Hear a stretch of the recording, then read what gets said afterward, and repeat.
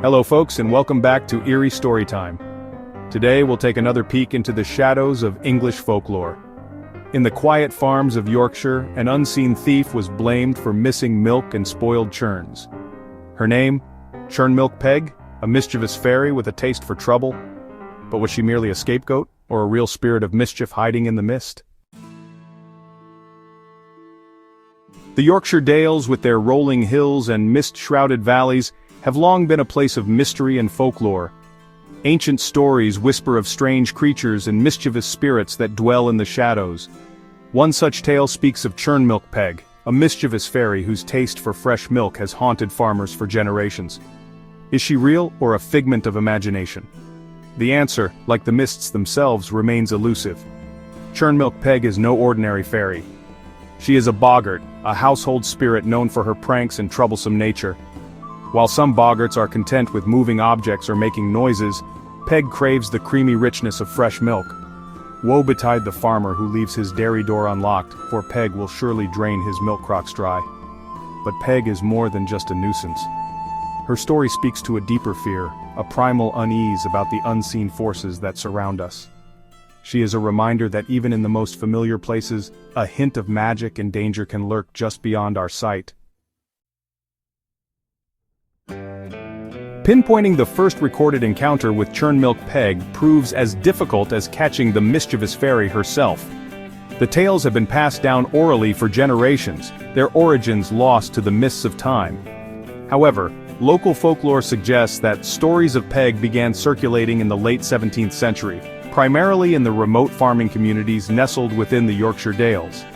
One of the earliest written accounts appears in the folklore collections of 19th-century antiquarian S. Baring Gould. In his book Yorkshire Oddities, Incidents and Strange Events, Gould recounts tales of a mischievous spirit known as Peg of the Churn who plagued farmers near the village of Kettlewell. Similar accounts can be found in the writings of folklorist Ruth Tongue, who collected numerous stories of Churnmilk Peg during her travels through Yorkshire in the mid-20th century. These early accounts paint a vivid picture of Peg's activities. Farmers would awake to find their milk crocks inexplicably empty, the churns strangely light. Some reported hearing the soft lapping of a tongue or the clinking of milk pails in the dead of night. Others claimed to have caught glimpses of a shadowy figure darting away from the dairy, a faint smell of sour milk lingering in the air. Churnmilk Peg's antics extended far beyond simply stealing a sip of milk.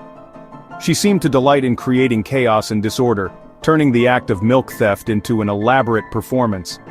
Farmers often awoke to find their carefully arranged dairy rooms in complete disarray. Milk pails would be scattered about, their contents splattered across the floor. Stools and buckets lay overturned, as if Peg had been dancing among them in a fit of mischievous glee. There were even tales of Peg curdling the milk in the churn, transforming it into a sour, unusable mess. But Peg's mischief wasn't always confined to the dairy. Some farmers reported finding their cows inexplicably unmilked in the morning, their udders strangely slack. Others claimed their cows became skittish and difficult to milk after a visit from Peg. It seemed that the mischievous fairy took pleasure in disrupting every aspect of the dairy farm. These tales, whether rooted in reality or spun from the threads of imagination, served a purpose. They provided a way for farmers to explain the unexplainable, to find a scapegoat for the misfortunes that inevitably befell them. And they served as a cautionary tale, a warning to be vigilant against the unseen forces that might be lurking just out of sight. The legend of Churnmilk Peg, whispered around hearths and across fields, instilled a very real fear in the hearts of Yorkshire farmers. The thought of this unseen entity, lurking in the shadows and pilfering their hard-earned milk, was enough to send shivers down their spines.